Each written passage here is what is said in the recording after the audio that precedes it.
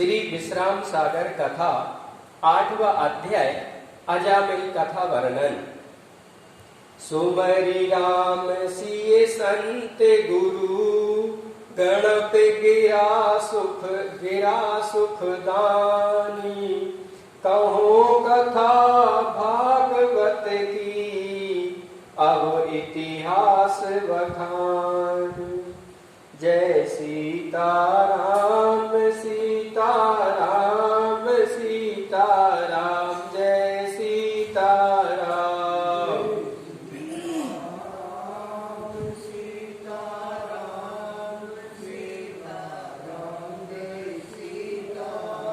जय सीताराम सीताराम सीताराम जय सीताराम।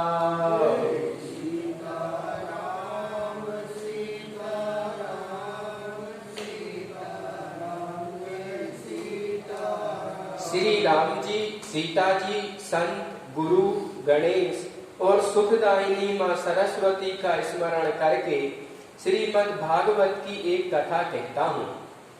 बोले मुनि कछु नाम प्रभावा, कहूँ सुनो अब अपर सुहावा।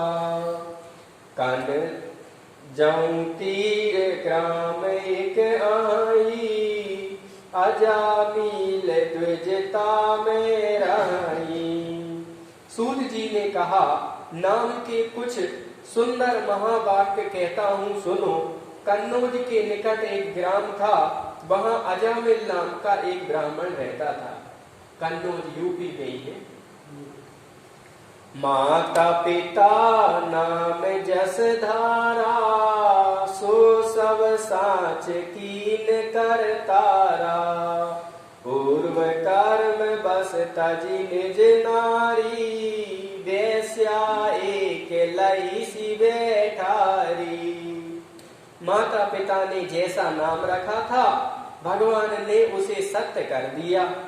पूर्व जन्म के कर्मों के प्रभाव से उसने अपनी ब्याहुता पत्नी को त्याग कर एक वेश्या को घर में रख लिया। सुरापान के संग कीना, सोच सयान दूरी धरी दीना। अजामोल ले नीचन देई, चरम नफा पर अपना लेई। जस पातक निशिबासर करही, हृदय ने कुदाया नहीं धरही। पतिव्रता और ज्ञान, पवित्रता और ज्ञान त्याग कर वह उस वेश्या के साथ मंदिरा पीने लगा। बकरियां मोल लेकर वह बधिकों के हाथ बेच लेता था और उनकी खाल का लाभ स्वयं लेता था। वह बड़ा निर्दयी था और इसी प्रकार के पाप कर्म नित्य किया करता था। एक दिवस एक साधु तासु नगर मही आयो। पूछ्यो हरिजन धाम सुनत दुष्टन बहकायो। अजामिल घर जाहु चहो जो तुम विश्रामा। हरिजन जान्यो साच गयो चलिता के धामा। एक दिन एक साधु उसके ग्राम में आया। उसने लोगों से किसी हरि भक्त का घर पूछा। यह सुनकर कुछ दुष्ट लोगों ने उस साधु से हंसी में कह दिया कि यदि विश्राम चाहते हो तो अजामिल के घर जाओ। साधु उसकी बात सच मानकर अजामिल के घर गया। गणिका लखी घूमे तुरंत रामा, अजामिल सुनी पाई सिया रामा। करी बिनती फिर ले गयो रामा, आसन दीन बनाई सिया रामा। वेश्या को देखकर साधु तुरंत ही लौट पड़े। यह सुनकर अजामिल उन्हें विनती करके अपने घर लौटा लाया और सुंदर आसन पर उन्हें बैठाया। यद्यपि मैं यह जन्म में रामा, दुर्भग अगयुत दीन सिया रामा, तदपि पाछले जन्म है रामा, पुण्य घनी कछुकीन सिया रामा। यद्यपि मैं इस जन्म में अभागा पापी और दुखी हूँ, फिर भी पूर्व जन्मों में अवश्य ही कुछ बड़ा पुण्य किया है। सो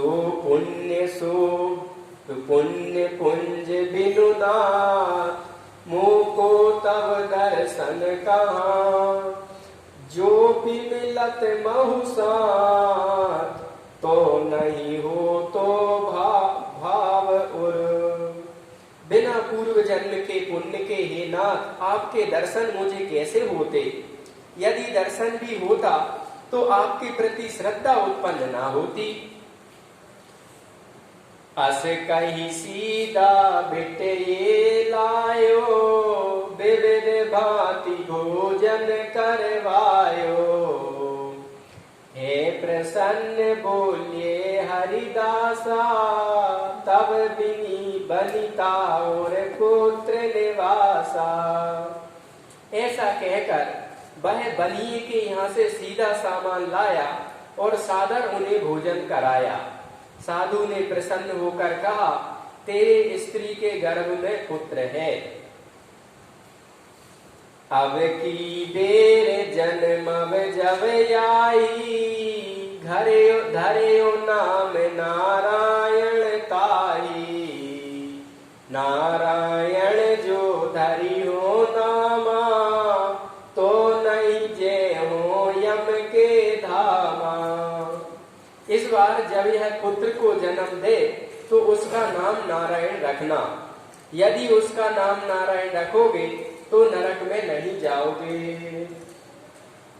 अस कही हरिजन गयो, भयो जब बालक जानी, धरियो नारायण नाम, बचन वैष्णव को मान।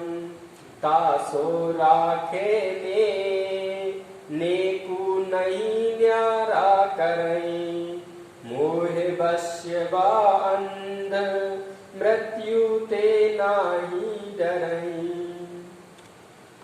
ऐसा कहकर साधु चले गए। अजामिल ने पुत्र के होने पर उस वैष्णव साधु की बात मानकर उस बालक का नाम नारायण रखा। अजामिल उससे बड़ा स्नेह करता था और उसे कभी अपने से अलग नहीं करता था। वह उसके मोह में ऐसा अंधा हुआ कि मृत्यु की भी शंका नहीं करता था। याई भातिन कछु काल गे राम जी, अंत समय की बार सिया राम जी, लेने चले यम दूत बहु राम जी, आए तासु अगार सिया राम जी।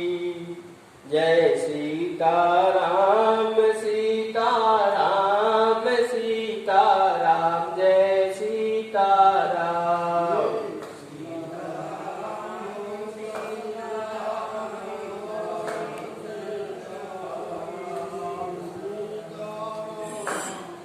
जय सीताराम सीताराम सीताराम, जय सीताराम।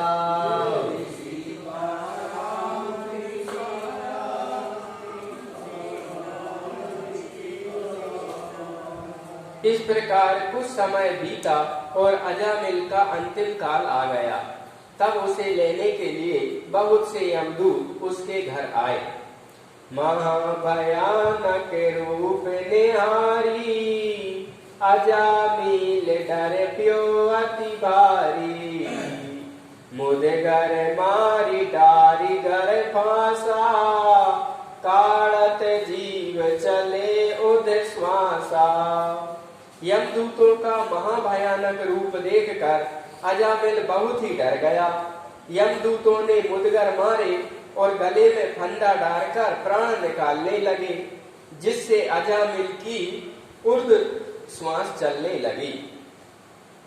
निकसत प्राण भई अति पीरा, रही न तन की बुद्धि शरीरा। कंठ घेरी यम गण एक लयऊ, मुख से बचन बोली नहीं गयऊ। प्राण निकलते समय बड़ी पीड़ा हुई, उसे तन की सुधि नहीं रही, वह अचेत हो गया। एक यमदूत ने उसके गले को रूंध दिया, जिससे वह बोलने में भी असमर्थ हो गया। तब सुत की याद करी रहो, कहे नारायण पुत्र। उस समय पुत्र की याद करके अजामिल ने घबरा कर कहा कि मेरा पुत्र नारायण कहाँ है, मुझे उसे दिखला दो। नाम लेत हरि हृदय विचारा, दुख के बस कहु मोई पुकारा। मोर नाम ते जग में लेई, तेई की कष्ट यम किंकर देई। अजामिल के नारायण नाम लेते ही भगवान ने सोचा, किसी ने दुख में मुझे पुकारा है। संसार में जो मेरा नाम लेते हैं, उसे यमदूत कहीं कष्ट दे सकते हैं। तुरंत हरि बोली कहो गणते, के तू नाम लियो तेरी बेगी बचाओ। सांस छुड़ाई चढ़ाई विमान बजाई, निशान मेरे ढिग लाओ। आयसु पाई गए ब्रिज धाम, बिलोकी के दूत सब दुख पावो। बोली उठे तब ही ते गणते, के ही कारण भोन घुसे तुम आवो। भगवान ने अपने गणों से तुरंत कहा कि किसी ने मेरा नाम लिया है, जाकर उसे शीघ्र बचाओ। यम के फंदे से उसे मुक्त करके विमान पर चढ़ाकर और डंका बजाते हुए मेरे पास ले आओ। ऐसी आज्ञा पाकर हरिगण अजामिल द्विज के घर पहुंचे। उन्हें देखकर यमदूत बहुत दुखी हुए और बोले कि हे हरिगणों, तुम यहाँ किस लिए आए हो? इतना सुनी उत्तर गण दीना, यहाँ रहते हरिजन हम चीना। तासु फांस काटन के ताते पट इनी कृपा निकेता। यह सुनकर हरिगणों ने उत्तर दिया कि हम जानते हैं कि यहाँ एक हरि भक्त रहता है, उसकी फांसी काटने के लिए कृपा निधान भगवान ने हमें यहाँ भेजा है। सुनियम दूत कहा रिसाई, तुम तो गण बड़े अन्यायी। जाके सम नहीं दूसर पापी, ताको तुम हरिजन करी थापी। तब यमदूतों ने क्रोधित होकर कहा, हे हरिगणों, तुम बड़े अन्यायी हो। इसके समान कोई पापी नहीं है जिसे तुम हरि भक्त कहते हो। खायसी मास की सिमद पाना, अस जा रही ले चलियो विमाना। सुनाहु गणों जे आमिस खाई, तेही सम और पाप नहीं आही। इसने मांस खाया और मदिरा पिया है, ऐसे व्यभिचारी के लिए तुम विमान लेकर आए हो। हे गणों सुनो, जो लोग मांस खाते हैं उनके समान और पापी नहीं होते। या कर दोष जोन कछु होई, कृष्ण कहो परमारथ सोई। पशु हते जो रोम शरीरा, तितने बरस नरक सह पीरा। इसके जो कुछ दोष हैं उन्हें श्री कृष्ण जी ने अर्जुन को बताया था। पशु वध से शरीर में जितने रोम होते हैं उतने वर्ष उसे नरक की यातना भोगनी पड़ती है। हाँ, जिस पशु को मार रहा है उसके शरीर में जितने रोम हैं उतने वर्ष नरक में पड़ोगे। ब्राह्मण होके भी बहुत ज्यादा भ्रष्ट हो गए थे अजामिल, तो यमदूत आए, पर संत जिन्हें मिल जाते हैं उन्हें भगवान मिलते हैं देर सवेरे, ये नियम है। तो एक बार की बात है, भगवान महात्मा बुद्ध के यहाँ कोई सत्संगी गृहस्थ व्यक्ति आया और आकर दंडवत प्रणाम करके रोज दर्शन करता था, वो बैठता था।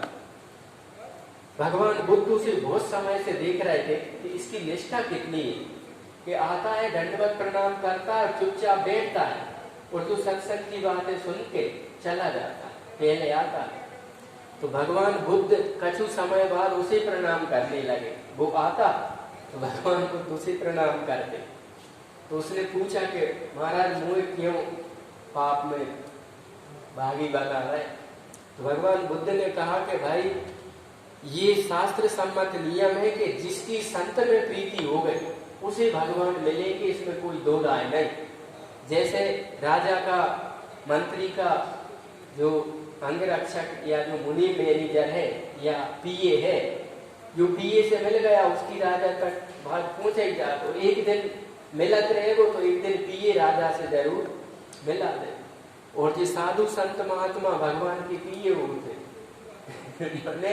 हरि दरबारी साधु है, इनसे सब कछु होए, देगी मिला दे राम से इन्हें मिले जो कोई।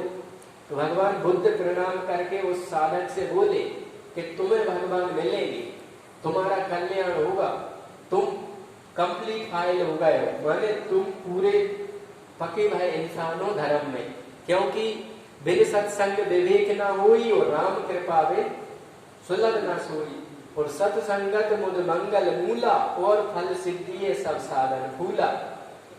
अब मोहि भा भरोसा हनुमंता, बिना हरि कृपा मिलत नहीं संता। संत विशुद्ध मिले परितेहि, चित वही राम कृपा करिजेहि। पुण्य पुंज बिन मिला न संता, सत्संगति संस्कृति कर अंता। गिरिजा संत समागम सब और न लाभ कछुआन, बिना हरि कृपा न उपजे गावई वेद पुराण। सत्संगत मुद मंगल मूला, बाकी फल सिद्धि सब साधन फूला। बड़े भाग पावत सत्संगा, बिना प्रयास होत गाव भंगा। तो बुद्ध भगवान जब उसे प्रणाम करते हैं तो वो लेट जाता है कि महाराज ऐसा मत करो, मैं गृहस्थ आदमी, तुम महापुरुष हो, तुम्हारे दर्शन हुए हाथ हूँ और तुम मुझे प्रणाम कर रहे, तुम्हें नरक मिलेगी। तो भगवान बोले कि तुम कोई साधारण आत्मा नहीं है, तुम कंप्लीट फाइल हो, ये फाइल कंप्लीट तो हम बस मिला रहे हैं।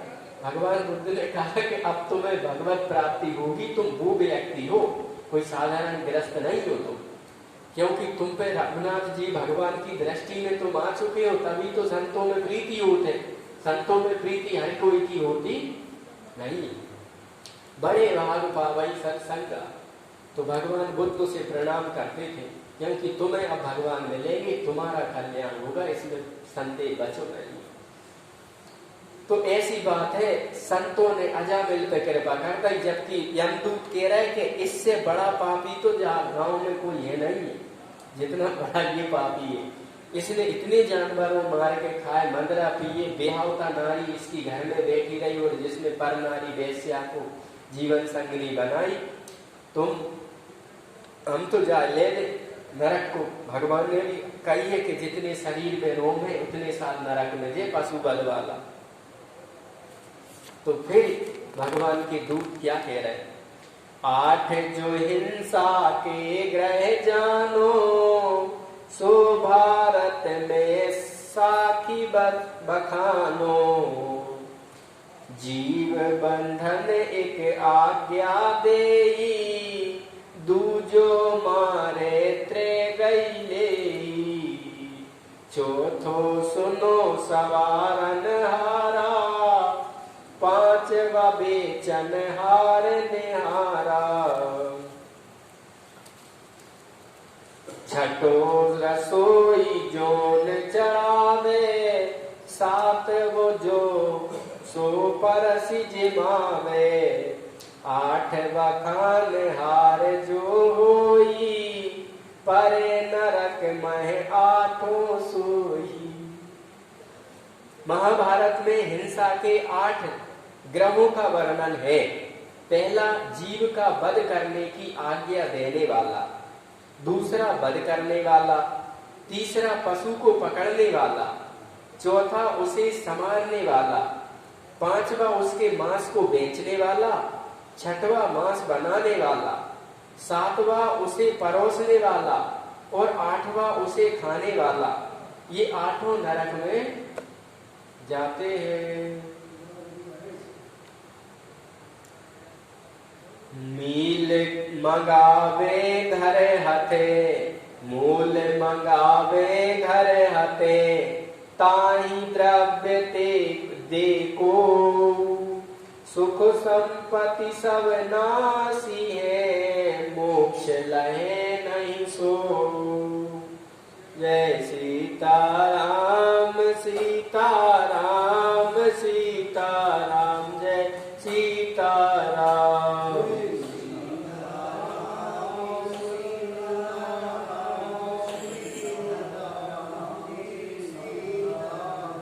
जय सीताराम सीताराम सीताराम, जय सीताराम।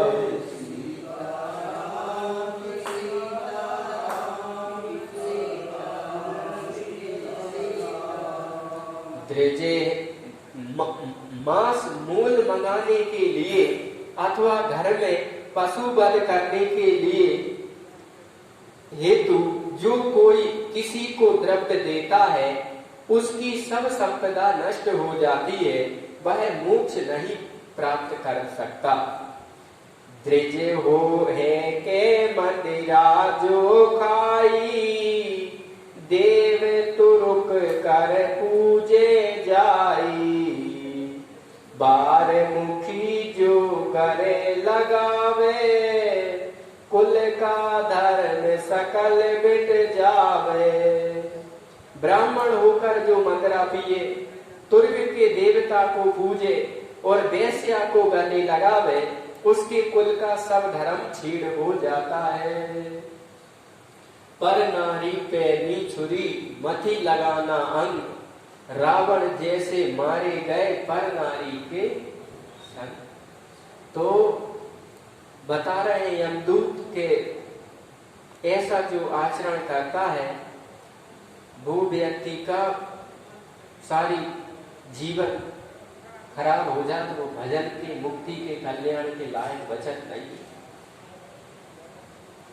ब्राह्मण होकर मंदरा पिए, ऐसे वैसे देवताओं को पूजे, भगवाने छोड़ के जो भूत प्रेत यक्ष यक्षिणी आदि को, तो वो उनका धर्म और कुल धर्म छीड़ हो जाता है। भले ही ब्राह्मण थे, मारे जाएंगे, भगवान तक उन्हें नहीं छोड़े।